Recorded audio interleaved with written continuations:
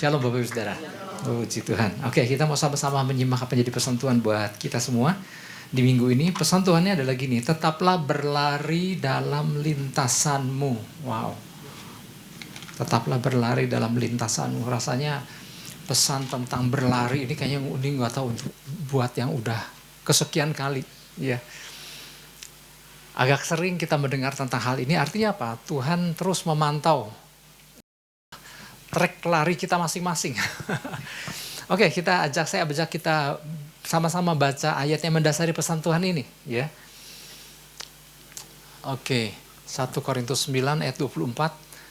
Sudah terpampang di depan, kita baca sama-sama. 1, 2, 3. Tidak tahukah kamu bahwa dalam gelanggang pertandingan semua peserta turut berlari, tetapi bahwa hanya satu orang saja yang mendapat hadiah. Karena itu, larilah begitu rupa, sehingga kamu memperolehnya. Katakan amin. Ya, seperti yang tadi saya sampaikan, kita sering ya dengar pesan Tuhan atau baca ayat ini ya berkaitan dengan pertandingan, berkaitan dengan hal berlari, perlombaan. Jadi memang gambaran pengiringan kita sama Tuhan tuh di banyak surat Rasul Paulus selalu digambarkan seperti atlet yang sedang menjalani pertandingan olahraga, ya, khususnya dalam pertandingan olahraga lari jarak jauh, bahwa seperti itulah digambarkannya, ya. Makanya di dalam surat-surat Rasul Paulus banyak sekali istilah-istilah olahraga, ya, digambarkan seringkali seperti atlet lari yang sedang menjalani lomba lari maraton, ya, di mana sang atlet harus menyelesaikan seluruh rangkaian perlombaannya hingga mencapai garis akhir, ya. Nah, apabila kali ini Tuhan menyampaikan kembali pesan ini sama kita, sama saya Bapak Ibu Saudara, tentunya bukan tanpa maksud, ya. Selalu ada maksud khusus Tuhan untuk mengingatkan kembali kepada kita banyak hal, ya. Antara lain ya tentang ada perlombaan yang wajib kita ikuti, ya. Ini untuk mengingatkan mungkin ada orang percaya yang gak menyadari bahwa hidup pengiringannya sama Tuhan itu bagaikan satu lomba lari. Ya, diterjunkan, si orang percaya diterjunkan dalam sebuah ajang lari, di mana itu adalah wajib untuk diikuti. Ya, seperti yang ditulis di dalam Ibrani 12. Ya, perlombaan yang wajib diikuti. Kemudian melalui pesan tentang hal berlari ini, kita juga mungkin diingatkan ada garis start. Tapi ingat, bukan hanya garis start aja, tapi juga ada garis akhir yang harus kita capai. Seringkali kita mendengar khotbah, bukan garis start yang penting, tapi garis akhir. Tapi saya mau katakan start yang benar juga penting, katakan amin. Kalau start yang benar udah ditempuh, jalani perlombaan sampai garis akhir, selesaikan dengan baik. Nah, kemudian berkaitan dengan pesan Tuhan buat kita nih. Ada lintasan atau trek yang masing-masing kita harus jaga, lintasan masing-masing kita. Nah, pesan Tuhannya kan di sini dikatakan tetaplah berlari dalam lintasanmu. Di dalam banyak perlombaan lari kita melihat kan masing-masing pelari kan punya lintasannya, punya treknya sendiri-sendiri, ya. Nah, lewat pesan Tuhan di sini dikatakan tetaplah berlari dalam lintasanmu. Jangan-jangan ada yang sudah di dalam lintasan yang lain gitu. Karena di sini pesannya tetaplah berlari dalam lintasan, masing-masing kita punya treknya masing-masing, Bapak Ibu Saudara. Ya, nanti saya jelaskan lebih rinci lagi di bagian dalam. Jadi ada perbedaan antara pertandingan atletik lari yang real, maksudnya olahraga, pertandingan olahraga, dengan menjalani dalam tanda kutip pertandingan dalam kehidupan yang digambarkan juga seperti pertandingan lari. Ada beda nggak? Ada beda, ternyata gini. Nah, prinsip-prinsipnya kan semua mengacu pada gambaran atlet yang berlari. Tetapi yang membedakan adalah gini, pertandingan olahraga lari, ya, si atlet bersaing satu dengan yang lain di setiap lintasan. Yang tercepat adalah dia menang. Maka dia akan lihat kiri kanan nih, dan dia berlomba untuk mengalahkan para peserta. Nah, tetapi di dalam pertandingan pengiringan kita sama Tuhan yang digambarkan dengan pertandingan juga, kita nggak bersaing dengan atlet-atlet yang lain. Tapi kita bertanggung jawab untuk lintasan kita sendiri-sendiri. Kita nggak bisa, waduh, aku harus menang dari dia, nggak ada. Karena masing-masing punya treknya atau lintasannya sendiri-sendiri, kesulitan sendiri-sendiri, yang mana berbeda satu dengan yang lain. Ada yang udah lari 5 tahun, ada yang udah lari 10 tahun, ada yang baru kemarin baru mulai lari. Kan kita nggak bisa, chapternya beda-beda. Jadi masing-masing harus bertanggung jawab sama lintasannya sendiri-sendiri. Nah, tapi kalau di sini dikatakan pesan Tuhan, tetap berlari dalam lintasanmu. Nah, ada yang mungkin mulai menginjak lintasannya orang lain. Atau jangan-jangan ada lintasan yang kita anggap, yang si orang percaya anggap itu lintasan Natal, padahal bukan. Gitu. Nah, tapi bersyukurlah untuk pesan Tuhan ini bahwa mengingatkan bahwa setiap orang percaya terus perhatikan lintasannya sendiri-sendiri dan tetap berlari dengan tekun. Ya. Jadi peserta yang satu tidak bisa membandingkan dirinya dengan peserta yang lain. Kok dia mah hidupnya kayak lebih enak sih gitu ya. Kok dia mah pergumulannya cuma begitu aja, nah nggak bisa. Masing-masing punya lintasannya sendiri. Masing-masing punya umur perjalanannya masing-masing. Ya. Dan Tuhan punya tujuan masing-masing buat setiap atlet, kalau itu dikatakan atlet. Ya. Jadi masing-masing peserta punya lintasannya sendiri. Jadi peserta yang satu nggak bisa, aku mah pengen di lintasan dia kayaknya lebih enak gitu. Nah nggak bisa. Ya. Atau gini, aku mau pengen potong kompas deh, aku mau mempercepat diri sampai biar lebih cepat sampai di garis finish, nggak bisa. Udah ada lintasan yang ditentukan, ada tingkat kesulitannya masing-masing. Ya, dalam sejarah olahraga, khususnya olahraga atletik, Bapak Ibu Saudara, ada sebuah nama yang ya kita lebih sering mendengar atlet-atlet yang berprestasi dengan cerita-ceritanya sendiri ya. Tetapi ada satu kisah yang terkenal karena skandalnya. Ya, bukan prestasinya tetapi pelanggaran yang dia lakukan, dan ini pelanggaran yang mencuat sampai kepada dunia. Saya nggak tahu ya, mungkin di zamannya kita pernah dengar, cuman mungkin kita lupa. Nama atletnya adalah seorang atlet wanita, namanya Rosie Ruiz. Ya, Ruiz itu biasa orang Hispanik ya, orang keturunan Meksiko, dia keturunan Kuba. Ini terjadi dalam salah satu event maraton yang terkenal, Boston Marathon. Ya, ini paling bergengsi, salah satu event yang salah satu yang paling bergengsi di dunia. Ya, jadi kalau kita punya teman sering ikut maraton nih di kota Bandung. Nah, kemudian kalau udah mencapai prestasi di Bandung, biasanya pengen yang lebih lagi kan. Nah, salah satu cita-cita orang yang senang maraton, suatu hari aku ingin ikut Boston Marathon. Ya, satu kota di Amerika, di wilayah timur dekat New York. Nah, ini terjadi tahun 1980. Rosie Ruiz ini juara Boston Marathon. Untuk seorang wanita yang ini suatu prestasi tersendiri lah. Nah, tahun 1980 tentu pemantauan nggak secanggih sekarang. Ya, makanya dari peristiwa ini peningkatan pengawasan terus dilakukan. Makanya sekarang udah nggak bisa curang. Jadi Rosie Ruiz ini begitu start, orang lain kan yang namanya maraton itu kan beramai-ramai. Nah, Rosie Ruiz ini mulai sedikit-sedikit keluar dari rombongan lari. Kemudian masuk ke tengah-tengah penonton dan dia lari menuju kereta api bawah tanah, kereta bawah tanah. Dia mungkin udah pakai jaket menuju ke wilayah yang dekat garis finish, Bapak Ibu Saudara. Dan itu nggak diketahui loh, nggak ada yang memperhatikan. Dia nunggu waktu kurang lebih udah cukup, kurang lebih pencapaian maraton kurang lebih harus berapa lama, dan dia keluar dari kereta bawah tanah di ujung sana.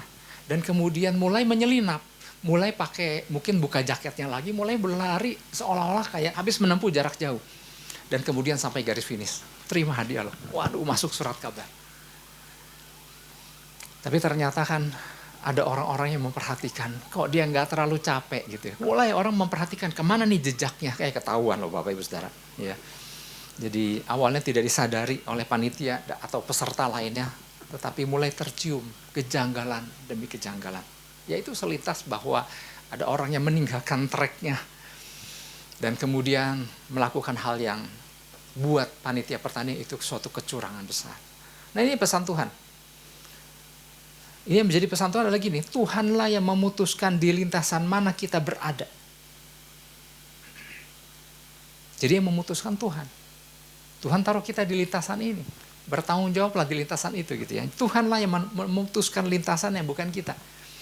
Tuhanlah yang memutuskan di lintasan mana kita berada dan kapan setiap masing-masing kita umatnya menyelesaikan garis finishnya. Artinya selama perlombaan masih berjalan, setiap pribadi harus setia dengan lintasannya. Jangan memutuskan sendiri untuk berpindah lintasan. Hanya karena melihat lintasan yang itu kayaknya lebih enak. Gitu. Atau ada peserta gini, udah berpindah lintasan, lalu kemudian memutuskan sendiri untuk berhenti dari perlombaannya. Bukan si peserta yang menentukan kapan dia harus berhenti.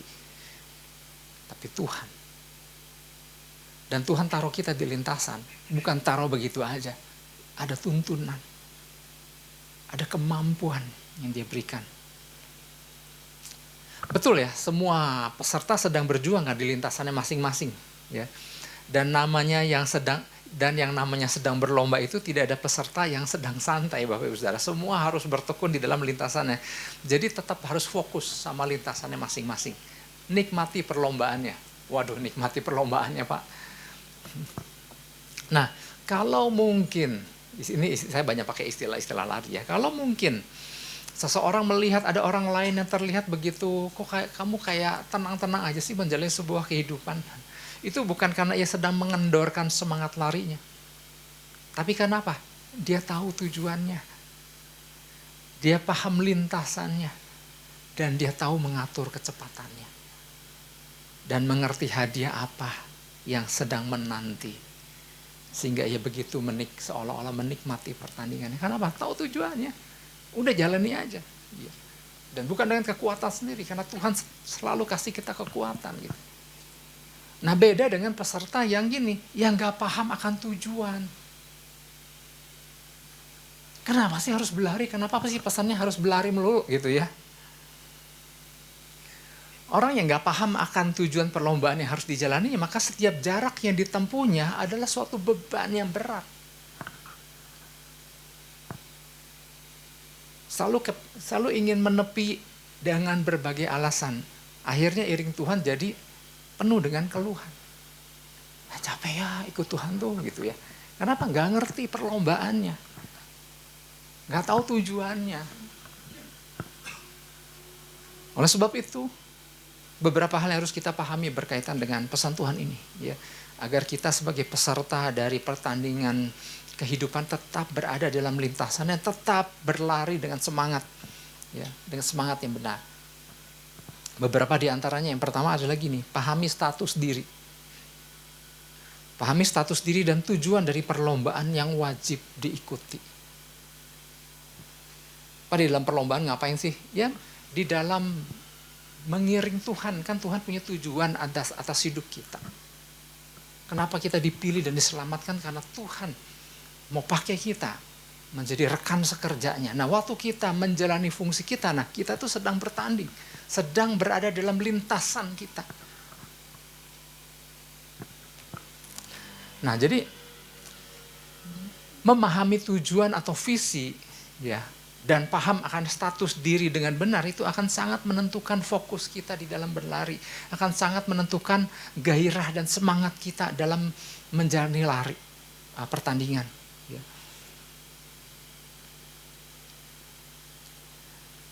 Oke, latar belakang tentang hal kenapa Rasul Paulus banyak menggunakan istilah-istilah ini Bapak Ibu Saudara. Jadi di masa itu Rasul Paulus kan waktu pelayanan di wilayah Korintus khususnya, kan Korintus dekat Yunani ya, saya sering sampaikan ini. Di zaman itu Rasul Paulus sering mengamati event-event olahraga yang sering diselenggarakan oleh masyarakat Yunani. Itu kan terkenal ya, makanya kenapa Olimpiade juga lahir dari Yunani. Nah, salah satu yang terkenal adalah pesta olahraga Isthmus. Ada satu wilayah yang bernama Isthmus, jadi terkenal dengan ya kayak Olimpiade kan, lahir dari di Gunung Olimpia. Nah, ini lebih di kelasnya di bawah ya. Ini pesta olahraga Isthmus ya pada waktu itu dekat kota Korintus. Nah, Bapak Ibu Saudara, jadi karena di masa itu banyak orang-orang sering pemandangan tentang pertandingan, mungkin mereka juga peserta pertandingan, mungkin mereka adalah penonton pertandingan di masa itu. Jadi kalau Rasul Paulus menulis suratnya dengan menggunakan istilah-istilah olahraga, itu mereka paham banget. Jadi waktu dia menulis suratnya kepada jemaat Korintus dengan istilah-istilah itu mereka lebih paham. Ya, wah, aku ngerti maksudnya. Ya. Nah, pertandingan Isthmus ini diselenggarakan setiap 2 tahun. Ya. Sejak abad ke-6 sebelum Masehi sampai abad 4 Masehi. Oh, jadi memang ini cukup panjang ya pertandingan yang dilakukan ini. Nah, selama berhari-hari pertandingan ini menarik perhatian warga Yunani, Bapak Ibu Saudara. Ya. Jadi ini lebih daripada sekedar pertandingan biasa, ini event besar. Ya. Nah, atlet yang diturunkan ini nggak sembarangan ternyata. Jadi maksud saya gini Bapak Ibu Saudara, kalau kita tahu latar belakang ya pemilihan kenapa seorang bisa jadi atlet di masa itu bukan aku mau ikut gitu ya. Kayak kita hari ini misalnya nih ada perlombaan lari maraton, asal bisa daftar dan ukur kemampuan kayaknya bisa lah bangsa 5 kilo atau 42 yang lengkap bisa ikut gitu. Tetapi di masa itu nggak semua orang bisa ikut. Ya, nanti di dalam saya akan jelaskan lebih rinci lagi. Jadi atlet yang tampil ini merupakan satu simbol bahwa wow ini orang udah masuk satu bilangan orang yang kondisinya prima, simbol suatu kecakapan. Wow. Dan kemudian sehingga gini para pemenangnya ini udah kayak pahlawan perang. Betul-betul ini mengubahkan kehidupan si pemenang, Bapak Ibu Saudara. Bukan hanya disematkan daun, itu daun pun ada berbagai jenis daun, tergantung kualitas eventnya. Ya, kalau buat kelas Isthmus mungkin daun tertentu, kalau buat Olimpiade daun zaitun gitu. Jadi ada jenis daunnya pun berbeda-beda, ya, tergantung kelas daripada eventnya.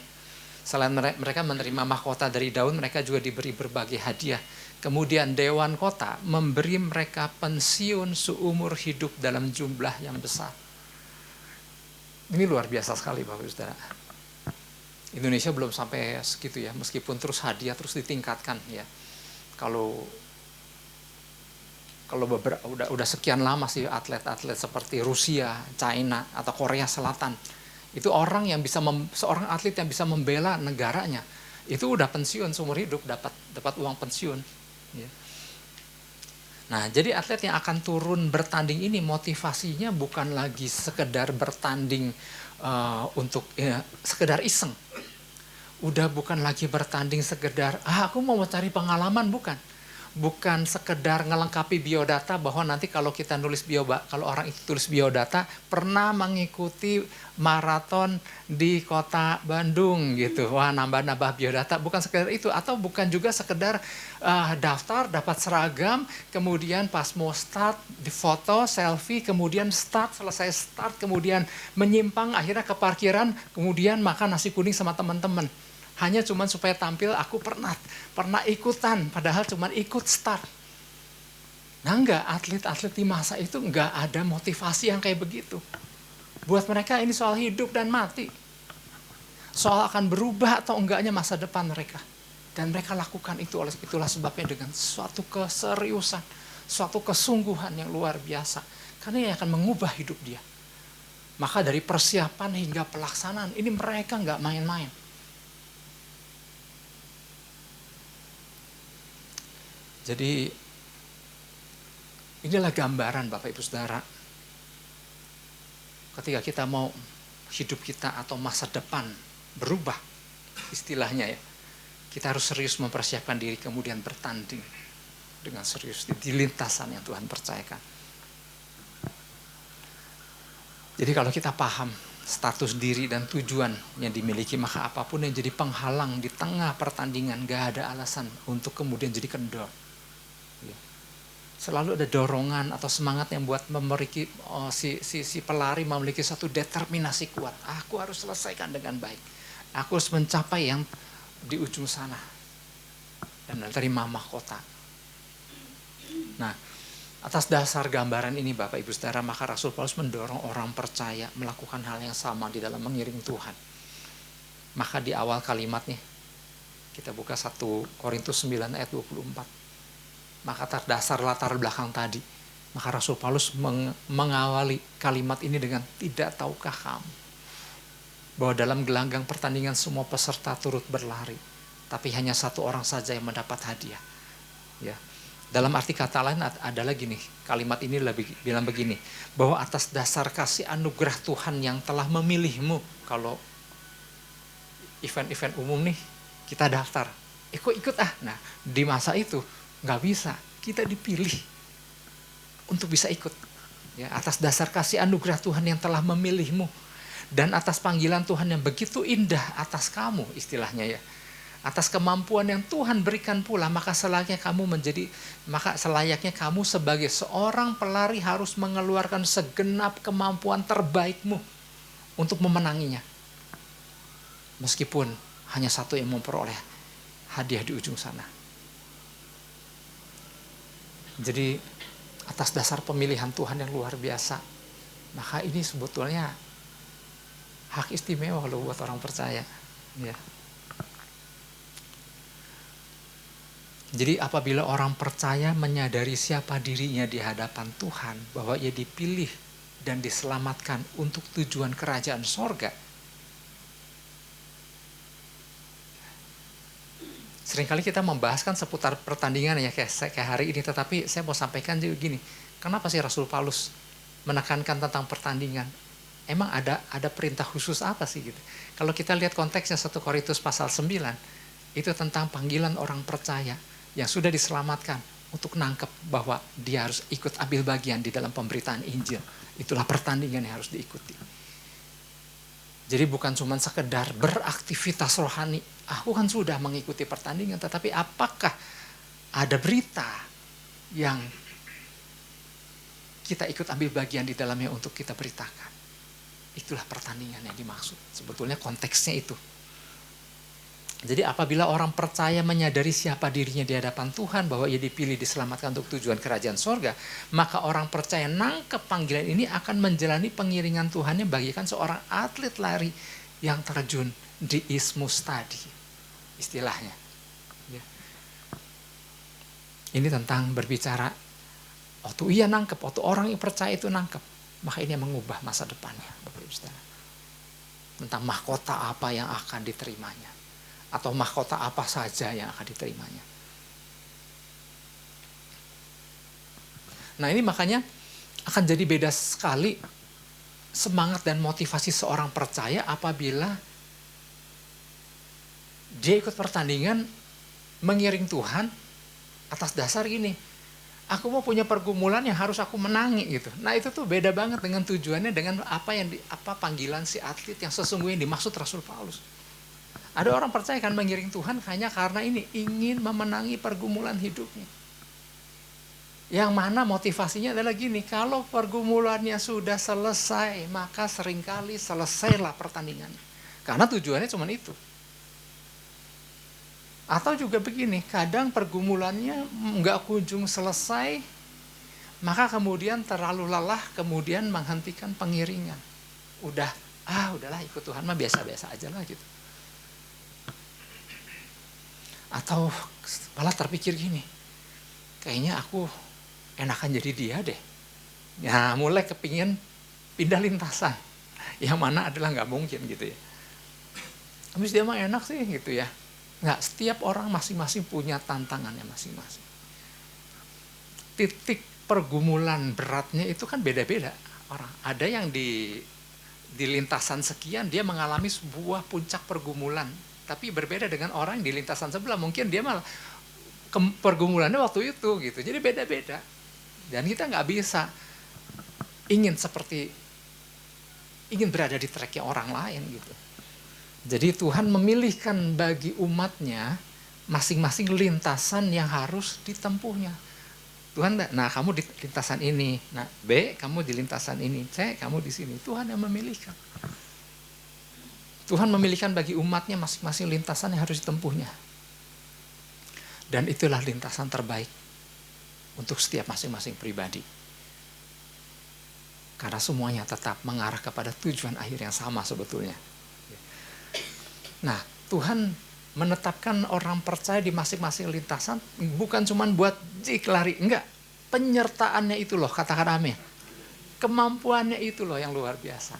Penyertaannya, ya, kemampuannya, ya, pembelaannya di setiap keadaan. Tuhan menjanjikan itu di setiap perjalanan masing-masing orang percaya di lintasannya. Kenapa Tuhan menjanjikan itu? Karena apa? Karena di sepanjang lintasan ada pihak musuh yang mencoba untuk membisiki orang percaya untuk berhenti lah, ngapain lu lari. Udah aja lu keluar jalur. Ya. You lihat problem hidupmu, beban hidupmu, tantangan-tantangan yang kau hadapi. Ternyata kan ikut Tuhan kan gak ada perubahan kan. Nah itu bisikan-bisikan si iblis tuh.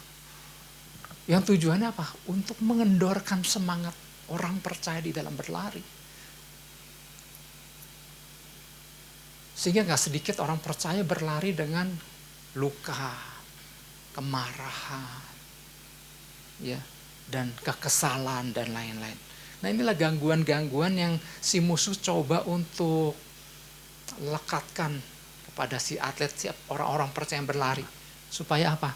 Supaya keluar dari lintasannya, supaya berhenti dari pertandingannya.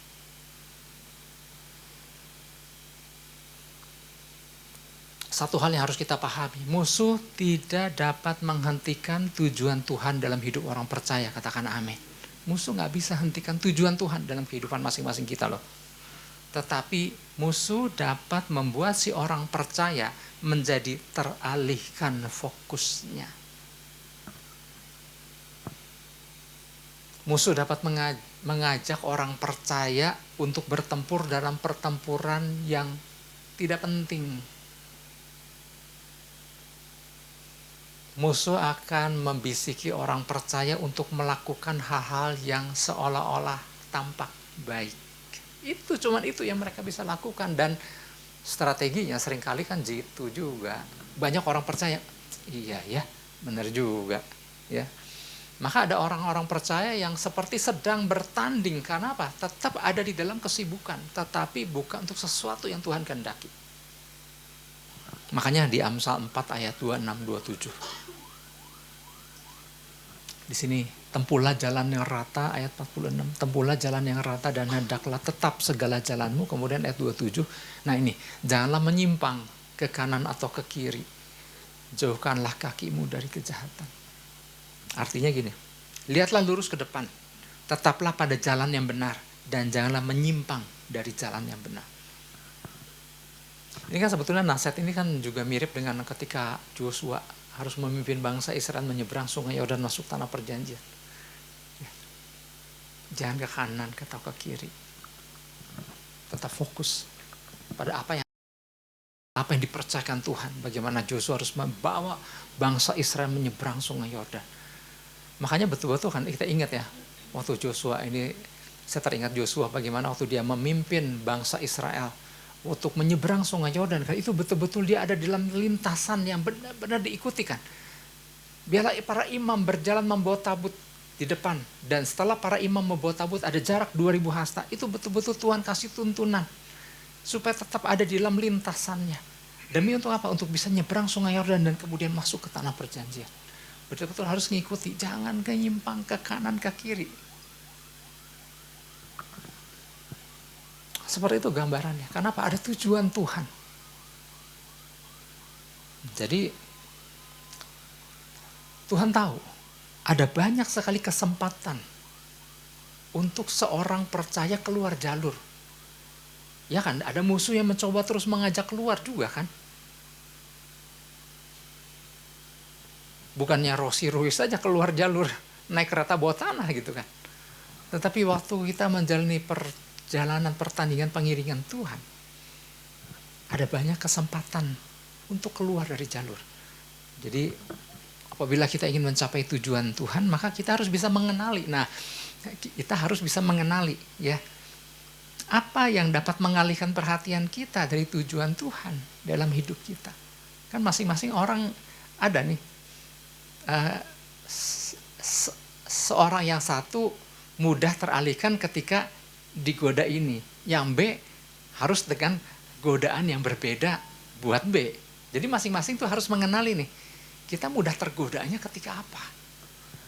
Jaga itu gitu maksudnya. Karena setiap masing-masing kita punya kelemahan kan.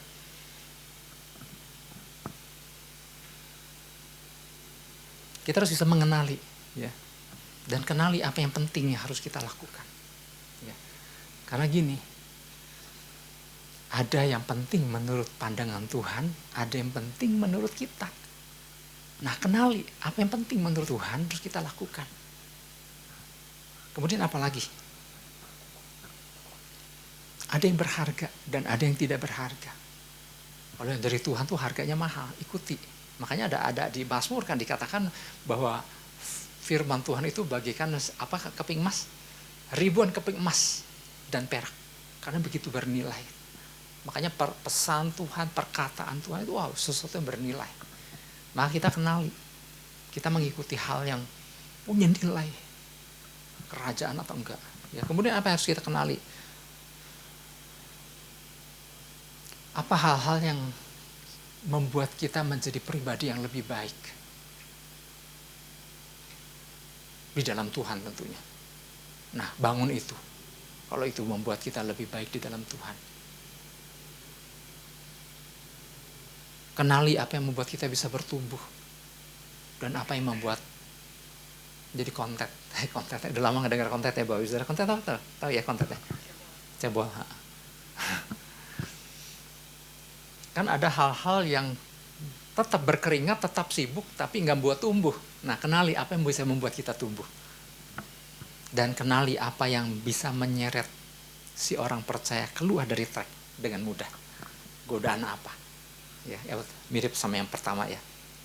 Jadi ingat, masing-masing kita punya kelemahannya sendiri-sendiri. Yang mana berbeda satu dengan yang lain. Taruh, kalau kita tahu nih, kelemahannya di mana, taruh pengamanan ekstra di wilayah itu. Jangan sampai kita keluar dari lintasan, jaga itu. Ya. Keluarnya seorang percaya dari lintasan seringkali tidak terasa. Kenapa? Karena merasa tetap sedang berlari. Tapi berlarinya apakah sudah di lintasan atau bukan? Nah, kadang-kadang keluar lintasan pun masih berlari. Tapi udah berlari ke sebuah tujuan yang berbeda, tapi masih merasa berlari. Nah, ini yang membuat seorang percaya susah membedakan, aku masih berlari. Beberapa waktu yang lalu, udah cukup lama sih, ya tahun 1 atau 2 tahun yang lalu kan, ketika kecelakaan di Cipularang, di mana ada truk yang keluar lintasan dari jalan tol. Untung bukan jurang gitu ya, tetapi waktu dia keluar dari lintasan, dia tetap truknya masih jalan loh. Tetapi udah bukan lintasan jalan tol lagi. Udah jalannya berbatu-batu. Ya akhirnya di ujung sana nyuksruk. Saya nggak tahu ya bahasa Indonesia nyuksruk apa tuh. Terseruduk ya, terseruduk. Banteng kali itu. Enggak betul. Coba pikirkan sendiri. Jadi yang pertama, pahami status diri dan tujuan dari perlombaan yang wajib diikuti. Jadi pahami status kita. Nah, kemudian yang kedua, pahami bahwa bukan sekedar berlari.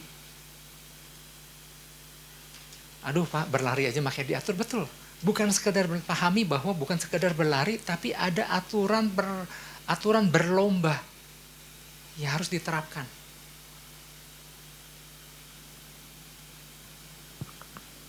Kalau Bapak Ibu Saudara lihat, Kalau kita kan lihat lagi pertandingan ya. Tetapi kalau panitia atau juri melihat nih, lari nginjak garis saja itu kena diskualifikasi loh. Atau pernah lihat nggak orang lari lomba jalan cepat kan? Jalannya kan agak ngegeboy-geboy gitu kan ya. Itu ternyata kenapa sampai dia bisa begitu, karena ada aturan. Nggak bisa sembarang jalan cepat itu. Maka kan agak kayak gemulai-gemulai gitu, itu ada aturannya. Tapak melangkahnya kiri kanannya tuh ada aturannya. Dan kemudian tambah speed gitu. Jadi seolah-olah kayak udah kayak setengah berlari tapi masih di dalam konteks jalan. Tapi jalan cepat. Waduh, itu kayak mudah kan, nggak gampang ngikutin itu. Jalan cepat. Di dalam masing-masing cabang itu ada aturan. 1 Korintus 9 ayat 24 tapi bagian yang B.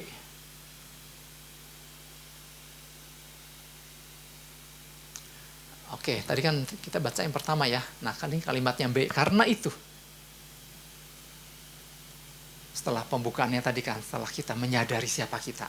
Karena itu larilah begitu rupa, sehingga kamu memperolehnya. Lari begitu rupa. Lari begitu rupa, oke, kata berlari. Kata berlari dalam bahasa aslinya trecete. Ya, artinya berlarilah atau lanjutkanlah berlari. Nah, berdasarkan makna aslinya, kata berlari itu bukan sekedar berlari ternyata.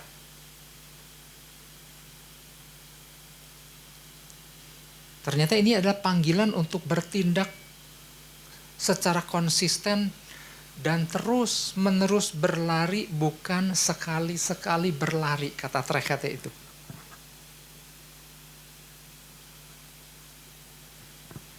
Berlari dengan konsisten. Dan terus menerus, bukan sesekali berlari. Nah, kadang yang jadi masalah adalah gini. Berlari atau tidaknya orang percaya dalam perlombaan kehidupan seringkali sangat tergantung dengan situasi dirinya. Ya. Apabila sedang suntuk, sedang berbeban berat, masalah bertumpuk, boro-boro ingat untuk berlari. Ya. Wah iya, memang nggak mudah sih di tengah kondisi tantangan dan beban. Terus kemudian suruh lari, suruh nangkep panggilan Tuhan. Oh kalau gitu tunggu masalah dan bebannya bebas dulu dong. Ternyata enggak juga. Ya, apabila masalah dan beban beratnya sudah berlalu, seringkali orang percaya yang teringat adalah masuk ke dalam euforia. Yes, sudah menang masalah aku. Kemudian ingat berlari nggak? Aduh nanti atuh kan lagi baru lewat masalah. Aku kan mau senang-senang dulu gitu ya. Jadi gini pertanyaannya, kapan berlarinya? Nah seringkali sulit menentukan kapan waktu yang tepat untuk berlari. Jadi dalam arti kata lain gini, apabila seorang percaya tidak memiliki suatu determinasi yang kuat, maka entah kapan seorang percaya dapat sungguh-sungguh berlari. Sedangkan yang Tuhan kehendaki adalah keadaan apapun, karena itu adalah tantangan di masing-masing lintasan yang harus dihadapi setiap masing-masing orang percaya. Untuk saya nyampaikan gini, ada tantangan sendiri-sendiri juga dalam kehidupan saya. Masing-masing kita punya tantangan sendiri-sendiri lah, ya. Nah ini tadi berlarilah, sekarang larilah begitu rupa. Nah sekarang begitu rupa tuh hutos. Nah, ditulisnya hotos, tapi dibaca hutos. Ini merujuk pada cara atau metode. Karena itu larilah begitu rupa. Betul, tadi suruh berlari. Nah, timing yang tepat untuk berlari ya berlarilah. Nah, begitu rupa tuh nggak bisa asal berlari. Ada cara dan metode. Ya. Jadi ini berbicara, hutos ini berbicara berlari dengan ketentuan, gaya, fokus, dan intensitas layaknya seorang atlet sungguhan. Jadi artinya ada peraturan yang harus dipahami. Bagaimana memulai start yang baik.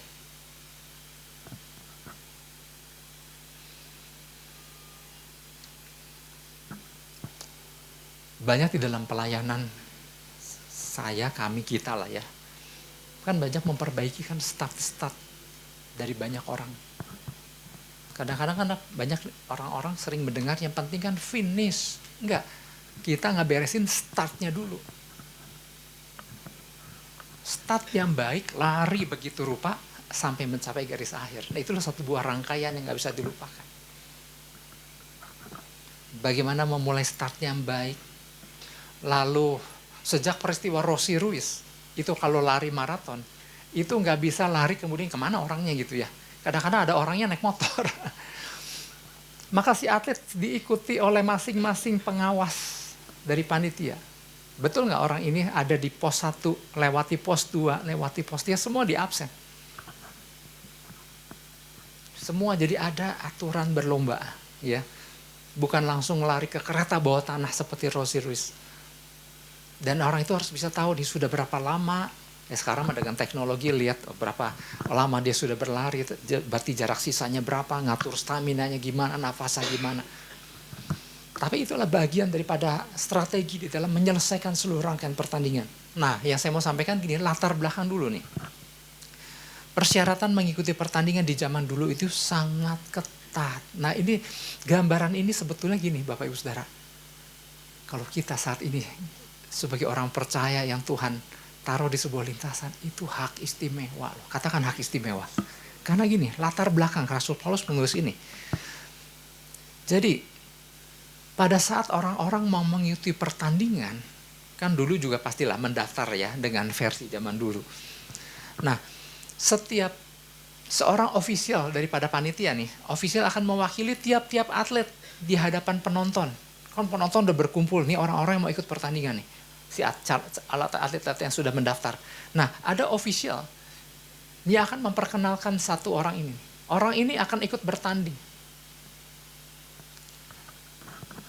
Siapa yang tahu latar belakang orang ini, apakah pernah melakukan kejahatan dan pernah melakukan atau sedang melakukan sesuatu hal kepada seluruh penonton loh.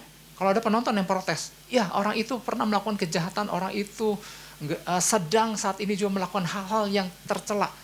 Maka panitia coret, nggak boleh ikut. Jadi ternyata saat orang yang bisa ikut pertandingan di masa itu adalah orang yang disetujui oleh seluruh rakyat masyarakat yang menonton bahwa orang ini bersih.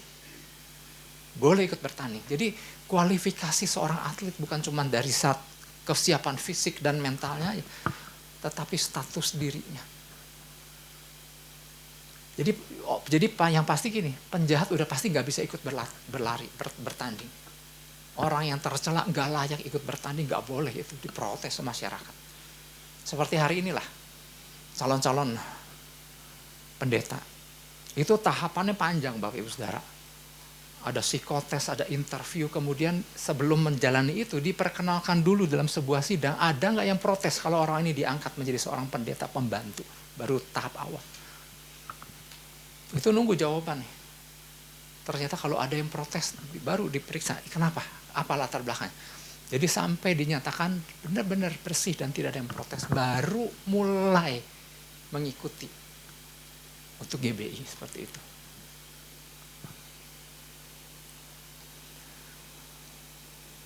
Jadi dalam arti kata lain di masa itu tidak ada penjahat, tidak ada orang yang melakukan hal yang tercela yang diizinkan untuk bertanding.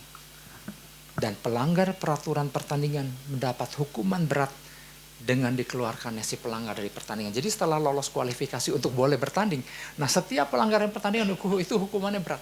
Maka Rossi Ruiz kalau di zaman dulu habis dia. Sekarang pun habis, masa orang udah nggak ada yang percaya, terkenal seluruh dunia karena skandal itu.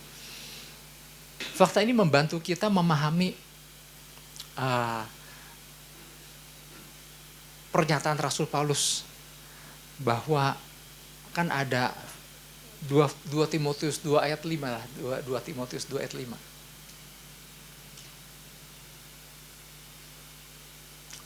Seorang olahragawan hanya dapat memperoleh mahkota sebagai juara apabila ia bertanding menurut peraturan-peraturan olahraga ya. Rasul Paulus pernah tulis itu. Jadi gini Bapak Ibu Saudara, kita tahu ya, kalau kita hari ini sebagai orang percaya dan harus berlari di lintasannya, Artinya apa?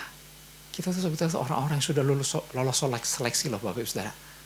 Jadi kalau ada orang percaya hari ini masih didorong-dorong untuk ikut, terus bertanding lah, tetap setialah di lintasannya, udah jangan berpindah-pindah, jangan begini. Artinya orang ini nggak tahu tujuannya.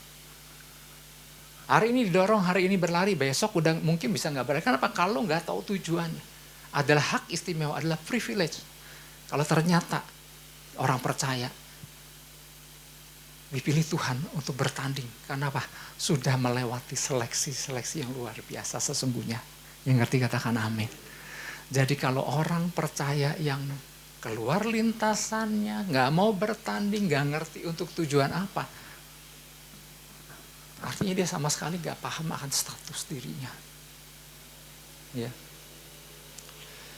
Jadi ada satu kehormatan apabila kita bisa diikut sertakan untuk berlari dalam sebuah pertandingan menjalani kehidupan. Bagian kita adalah gini, larilah begitu rupa, kerahkan segala kemampuan kita, dan bukan dengan kekuatan kita semata-mata. Ada Tuhan kasih kita kekuatan dan tempuh garis akhir, tangkap tujuan Tuhan untuk apa kita dipilih. Yang mau katakan amin, kita beri tepuk tangan buat Tuhan Yesus. Haleluya.